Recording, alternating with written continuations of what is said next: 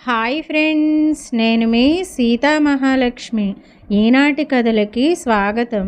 ఈరోజు మనం తెలివి తక్కువ పులి అచ్చాస అనే రెండు చందమామ కథల్ని చెప్పుకుందాం. ముందుగా తెలివి తక్కువ పులి. అనగా ఒక ఊరు. ఆ ఊళ్ళో ఒక రైతు ఉండేవాడు. అతను ఒక రోజున తన ఎద్దులను తోలుకుపోయి పొలము దున్నుకుంటూ ఉండగా ఒక పులి వచ్చి అతన్ని మర్యాద చేసి అంతా క్షేమమేనా అని కుశల ప్రశ్నలు వేసింది. ఆ రైతు దేవుని దయ వల్ల తను క్షేమమేనని, అంతా కుశలమేనని చెప్పాడు. పులి మళ్ళీ ఇలా అంది, నీవు క్షేమంగా ఉన్నందుకు నాకు చాలా సంతోషం. ఇప్పుడు నీ 2 ఎద్దులను తినమని దేవుడు నన్ను పంపాడు. దేవుడు ఎలా చెబితే నీవు అలా చేస్తావు గనక నీ ఎద్దులను 2 విప్పి నాకు ఆహారంగా ఇవ్వు అన్నది. పులి ఇలా అనేసరికి కాపుకు తగని భయమేసింది. ఏమి చెయ్యటమా అని ఆలోచించసాగాడు. అలా ఆలోచించగా కాపుకు ఒక ఆలోచన తట్టింది. పులిమామ, నీవు చెప్పింది ఎంత మాత్రము న్యాయం కాదు.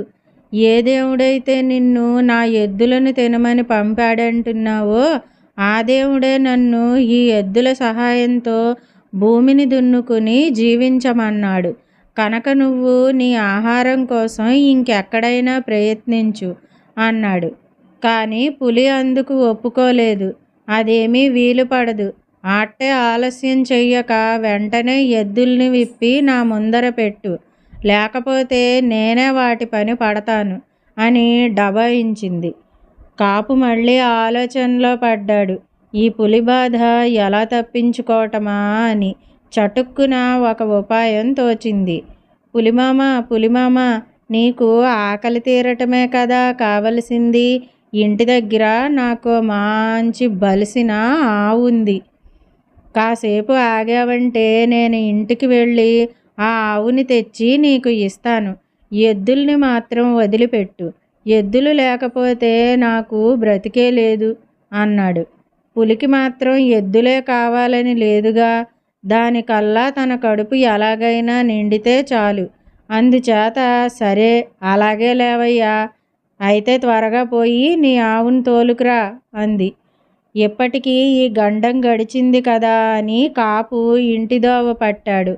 ఇంటికి చేరుకుని భార్యతో జరిగిన సంగతంతా చెప్పి తను ఆవుని పులికి ఆహారంగా ఇస్తానని చెప్పి వచ్చిన సంగతి కూడా చెప్పాడు. అంతా విని కాపు భార్య మండిపడింది. చాలేవయ్యా, మహా తెలివైన పని చేసుకొచ్చావు. ఆవుని ఇచ్చేస్తే పిల్లలకు పాలెక్కడి నుంచి వస్తాయి అనుకున్నావు? అదీగాక నాకు పరమాన్నం అంటే మహా ఇష్టం. పాలు లేకపోతే నాకు పరమాన్నం ఎలా వస్తుంది? అందుకని ఆవుని ఇవ్వటానికి ఎంత మాత్రము వీల్లేదు. కావలిస్తే నీ ఎద్దుల్ని ఇచ్చుకో అని మొండికేసింది. ఓసి వెర్రిదానా, మనం ప్రాణాలు నిలుపుకోవాలంటే అన్నం కావాలి కానీ పాలు పరమాన్నం లేకపోతే చచ్చిపోతామా? అన్నం కావాలంటే ధాన్యం కావాలి. ధాన్యం కోసం పొలం దున్ని పంట పండించాలి. పొలం దున్నటానికి ఎడ్లు కావాలి. కనుక ఎడ్లని ఇచ్చుకుంటే మనం పస్తులు ఉండాల్సిందే. కాబట్టి ఆవును ఇచ్చుకుని ఈ ఆపద నుంచి తప్పించుకుందాం. లేదా నీకు ఇంకేమైనా ఇంతకంటే మంచి ఆలోచన తోస్తే చెప్పు, అలా చేద్దాం అన్నాడు కాపు. కాపు భార్య కాసేపు ఆలోచించింది. మెరుపులా ఆమెకి ఒక చక్కటి ఉపాయం తోచింది. సరే, నాకు మంచి ఉపాయం తట్టింది. దానివల్ల మనం ఎద్దుల్ని వదులుకోనక్కర్లేదు, ఆవుని వదులుకోనక్కర్లేదు. నువ్వు ఇప్పుడే పులి దగ్గరికి పోయి ఆవుని నా భార్య తీసుకుని వస్తోంది అని చెప్పు అని కాపుని పులి దగ్గరికి పంపింది. సరేనని కాపు పులి దగ్గరికి వచ్చి, ఇంటికి వెళ్ళి అన్ని ఏర్పాట్లు చేసి వచ్చాను. నా భార్య ఆవుకు పూజ చేసి ఇప్పుడే తెస్తోంది, కొంచెం ఆగు అని చెప్పాడు. సరేనంది పులి. ఇంతలో కాపు భార్య చీర బిగించి కట్టి ఒక గుర్రం మీద ఎక్కి అక్కడకు వచ్చింది. వస్తూనే పులివైపు చూస్తూ, అబ్బా, ఇందాకటి నుంచి వెతుకుతున్నాను. మూడో పులి ఎక్కడ దొరుకుతుందా అని. నా అదృష్టం కొద్దీ ఈ పులి దొరికింది. ఇవాళ్టకి నాకు ఈ పులితో పూర్తిగా కడుపు నిండుతుంది అని బిగ్గరగా అంది. ఈ మాటలు చెవిన పడగానే పులి వెనక్కి తిరిగి చూడకుండా ఒకటే పరుగులంకించుకుంది. కాపు తన భార్య పన్నిన యుక్తికి సంతోషించాడు. మళ్ళీ పులి ఆ ఛాయలకి రానేలేదు. కాపు తన ఎద్దులతో మామూలుగా పొలం దున్ని పంట పండించుకుంటున్నాడు. కాపు భార్య పిల్లలు ఆవు పాలతో ప్రతిరోజు పరమాన్నం వండుకుని తృప్తిగా తింటున్నారు. అంతటితో కథ కంచికెళ్ళింది, కలం జేబుకెళ్ళింది.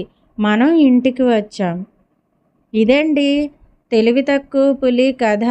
ఇప్పుడు మరో కథని కూడా మనం విందాం. అత్యాస అనే కథ విందాం. అనగా అనగా ఒక ఊళ్ళో ఒక ముసలవ్వ ఉండేది. ఆమె చాలా భక్తురాలు, ఆచారవంతురాలు కూడాను. ప్రతి ఏకాదశి అమావాస్య రోజుల్లో ఉపవాసం ఉండి మరురోజు పురోహితుణ్ణి పిలిచి దేవునికి పూజ చేయించి కానీ ఆహారం ముట్టేది కాదు. దేవతా పూజలు ఏ లోపము లేకుండా ఉండాలని పాపం అవ్వ కోరిక. వైకుంఠ ఏకాదశి వచ్చింది. అవ్వ తన వాడుక ప్రకారం ఉపవాసం చేసింది.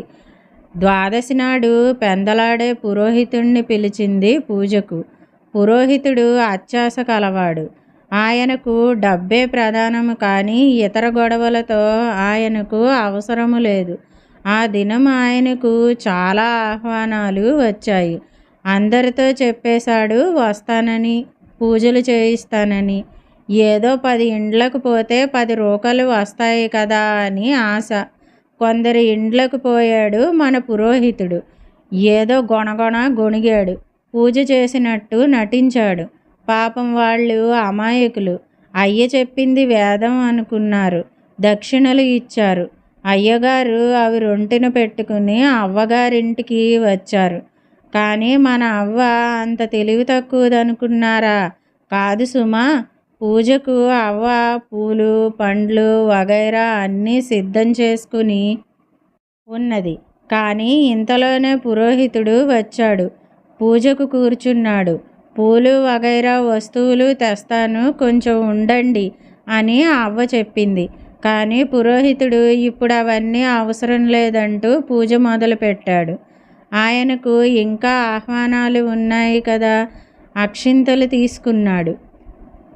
పుష్పార్థం అక్షతాం సమర్పయామి, నారికేళార్థం అక్షతాం సమర్పయామి, దివ్య పరిమళ గంధార్థం అక్షతాం సమర్పయామి, అది ఇది అక్షతాం సమర్పయామి అంటూ కొంచెం సేపు గొణిగేసి పూజ ముగించేశాడు.